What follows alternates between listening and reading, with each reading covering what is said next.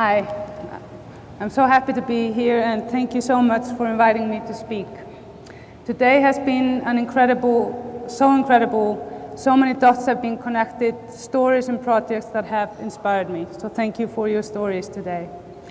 Being a parliamentarian for a small political movement, knowing that a revolution has broken out again in Iceland right now, makes it hard for me to be totally here. However, being a social media junkie, I can at least follow how it is developing via Facebook, but it is safe to say that the Icelandic revolution has its roots within Facebook and blogs. All the protests are organized via Facebook, and then they found their way into the mainstream media. Now, there is actually a massive protest organized today, and people are claiming it is going to be the beginning of the next revolution, so it's very strange to be here now. The ideologies of the old school of politics, media, monetary systems, corporations, and all known structures are in a state of transformation. They're crumbling. Now is the time for fundamental change on all levels. We have to seize this moment, because this is the moment. We have to redefine our moral, ethical codes in relation to the modern media world we are living within. We have to redefine how we want our society to function based on the challenges and looming crisis we are facing as humanity. It is rare, it is so rare, that generations and so many individuals get such an opportunity to transform the world as we know it. The big question is, how do we transform it? Let's start by turning the pyramid of power upside down. The internet has enabled that process to gradually take place. When everything collapsed in Iceland in 2008, I sensed that within this crisis was to be found an incredible opportunity for change. Because of that, I helped create a political movement in February 2009. Its chief agenda was to bring forth democratic reform, such as people being able to call for national referendum and to sever the ties between corporations and politics. We were formed 8 weeks before election. We had no money, but a lot of creative skills, and we managed to get more than 7% of the vote. And our chief aim of creating a bridge between the parliament and the people has actually been very successful. Now, it is obvious that information doesn't have any borders anymore. We live in a world where the superpowers want to put global censorship laws on the internet. We have to be a step ahead of them. In order for that to be possible, we need to work together on a global scale. We have to connect the dots, the peoples, the ideas, the actions. On June 16th this year, the Icelandic Parliament unanimously passed a proposal tasking the government of Iceland to introduce a new legislative regime to protect and strengthen modern freedoms of expression and the free flow of information in Iceland and around the world. The unanimous vote included all government members. We used the same concept to create this as tax havens. Tax havens aim to create a strong shield of secrecy. Our goal is to create a protective shield for freedom of information, expression, and speech. If you don't have those pillars in place as the foundation for democracy, you don't really have democracy, but dictatorship with many heads. Because of the complexity of the legislative changes required, the final legislation will not pass through the Parliament at the same date. We are tasking the government to change 13 laws, and it is going to have to go through 4 different ministries. And the Ministry of Education, Science and Culture will have an overall responsibility of implementing the laws. And the good news is, for those that are familiar with politics, is that the person writing the laws in the Ministry of Culture is supporting the entire proposal. So that's a big victory. Now, the estimated time for the entire IMI package is to be completed in about a year. The creators of the IMI hope by Iceland's bold steps in the direction of creating a haven for freedom of information, speech and expression, that it will inspire other nations to follow suit by strengthening their own laws in favor of the fundamental cornerstones that are the basis of democracies and thwart the trending of gagging, legal harassment, and destruction of historical records.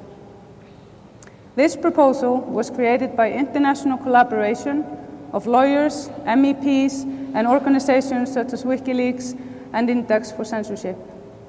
We have a comprehensive understanding about how the current status of affairs are in our world in regard of serious attacks on freedom of information and expression. The Icelandic Modern Media Initiative is based on turning the tax haven concept on its head. Instead of pulling together asset hiding and secrecy laws from around the world in order to shelter corruption and financial crime, the IMI pulls together the best transparency-enabling legislation to create a stronghold for investigative journalists, internet publishers, transparency watchdogs, and the public. The Global Report for IMI underlines the need for a robust environment that supports the world's best journalism and the activities of transparency groups. The flow of information, like I said before, has no borders, and most of the media is moving on to the internet. That is why the time has come for a modern legislative regime that can promote and defend global freedom of expression in principle and in practice. IMI will make it possible for investigative journalists from around the world to publish their stories if they are under threat to be placed under gag orders in their own countries. Everyone should have free access to information. In our world, there should be no gag orders, no prior restrictions, and IMI will provide a shield against that. We should have a haven for those that are willing to risk their lives to blog or write news about things in their own world, even if we might not be able to save them from the risk they take. We could at least make sure that their stories will not be taken down from the internet, no matter what. Again, the tax haven model can be used for those who want to use IMI to protect their material. Corporations don't have to move their entire operations to the City of London or the Cayman Islands. They can have a shell company there. Same applies to Iceland once the IMI is in place. Now, it is important to stress that there is nothing revolutionary about IMI. We're not suggesting to make anything legal that is already illegal. The only revolutionary thing about IMI is a new way of manifesting a vision, a new way of writing law in a holistic way, dealing with the fact that we're living in a global reality for the benefit of everyone, not just the ruling elite. Now, Iceland is definitely at crossroads, and these crossroads call for a legislative change. At such times, we should not only address the past, but also adopt positive plans for our future. The legislative initiative outlined here is intended to make Iceland an attractive environment for the registration and operation of international press organizations, new media startups, human rights groups, and internet data centers. It promises to strengthen our democracy through the power of transparency and to promote the nation's international standing and economy. It also proposes to draw attention to these changes through the creation of Iceland's first international visible prize, the Icelandic Prize for Freedom of Expression.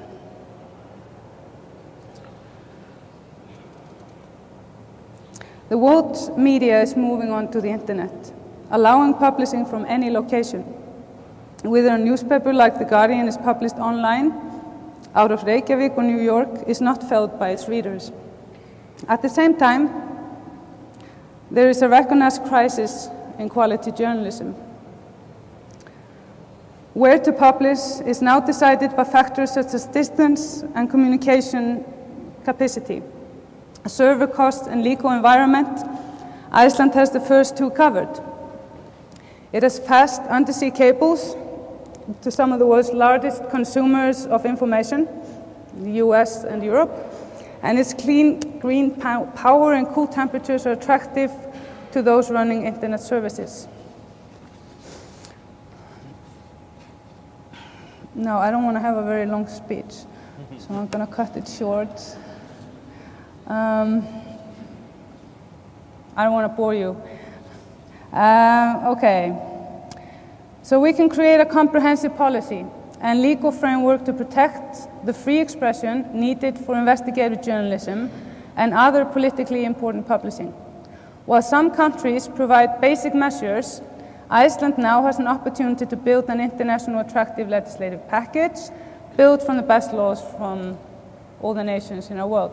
Now, it is important to stress that the laws that we are pulling out into this package are laws that are actually functioning. They are not just nice on paper, like in Georgia.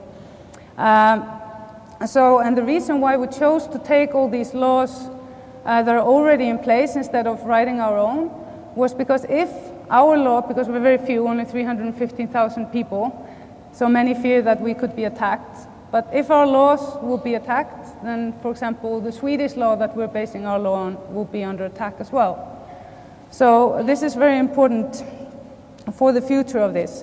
And there's another very important element is that throughout my work, ever since I started to work on this in December last year, I have discovered horror stories from around, in particular, Europe. Sorry, I have a flu.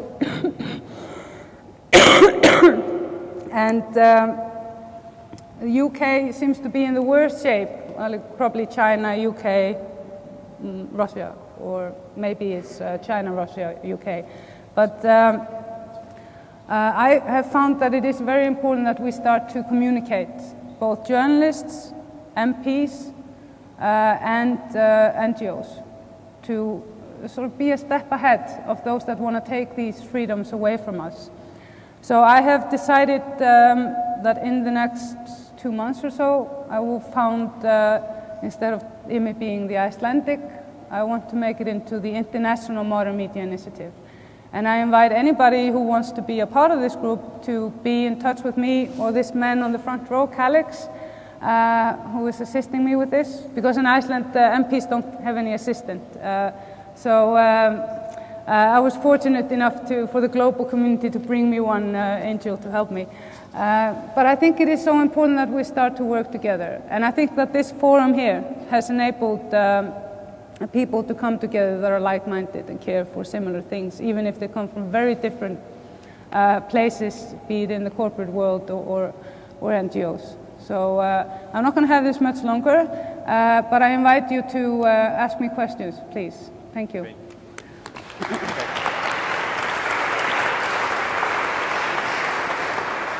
Thank you. Okay, so we're going to open it up. We will take about 10 minutes for questions from the audience, and I assume I have somebody with a mic in the back. So if you have a question or a comment, raise your hand. Over here? Go. Okay. Can we get a mic up here quickly, please?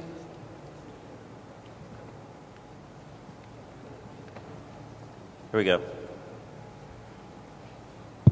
Just tell us your name. Hello, I'm Anthony from France. I'm going to play the devil's advocate because I'm, as maybe 99.9999% of the room here, in favor of the IMI.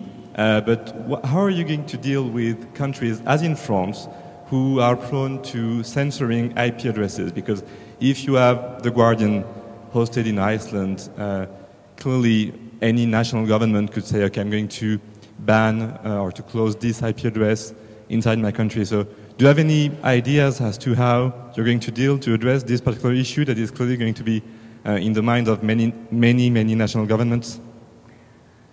Well, it's a good question, and I have been asked about this same issue quite a few times. I think because we're basing our laws on other laws, that it is going to be much harder to attack it. But at the same time, it is important that we use IMI as the standard, as the parameter of where we want to have our modern laws when it comes to freedom of information. Now, bear in mind that most laws when it comes to freedom of expression, speech, and information come from the French Revolution. So I really think it's time for an upgrade. But we have to do this together. Other questions or comments? Back here? Yeah. Maricha? Yeah, thank you. Hey. As a member of the European Parliament, I've pointed out the importance of the IMI initiative, but I would like to ask from you what the thinking is on the Icelandic side in the process of EU accession. If this is implemented within a year, will it stand? Will it be a breaking point from the Icelandic side? And for everybody here to already start to be aware that this might become an issue and to follow it closely. If we actually believe in it, we should make it happen on the European side as well. Yes, I really am celebrating your work in particular when it comes to raising awareness about freedom of information in the EU Parliament.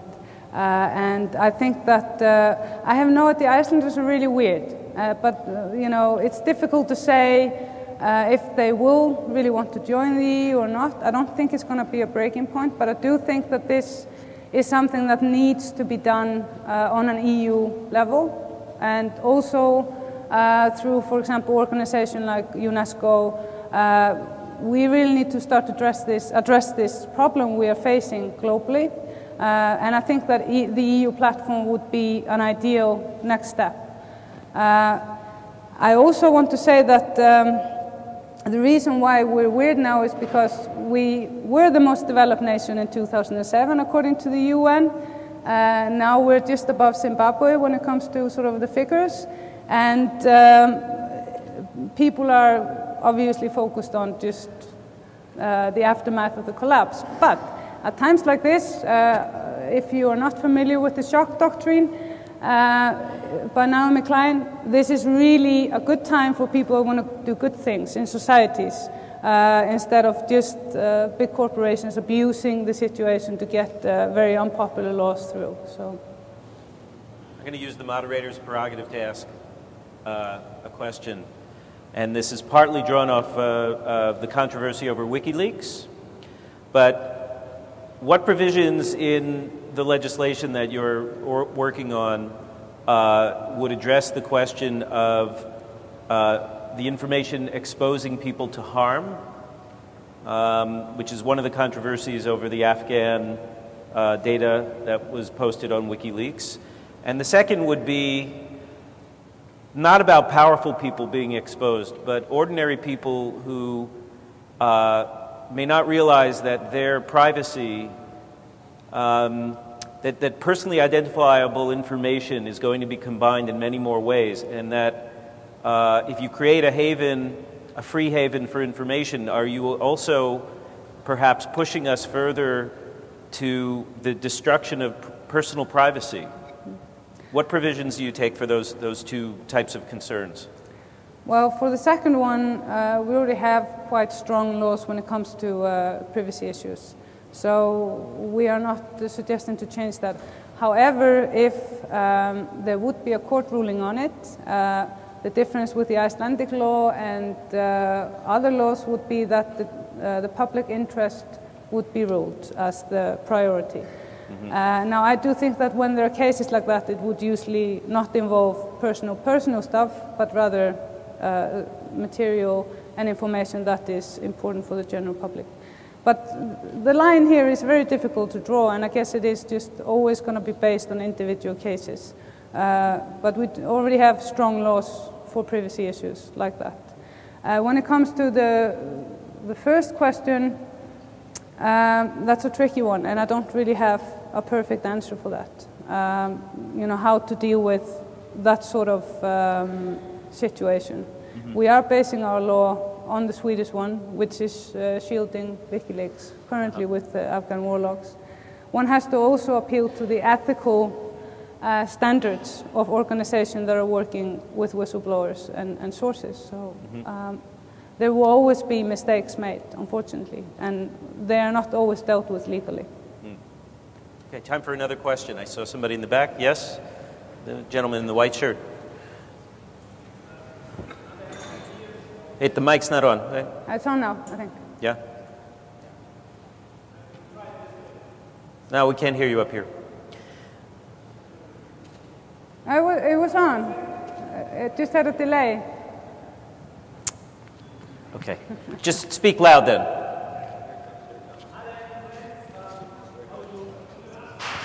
Are there any plans how to deal with people that will misuse this data haven?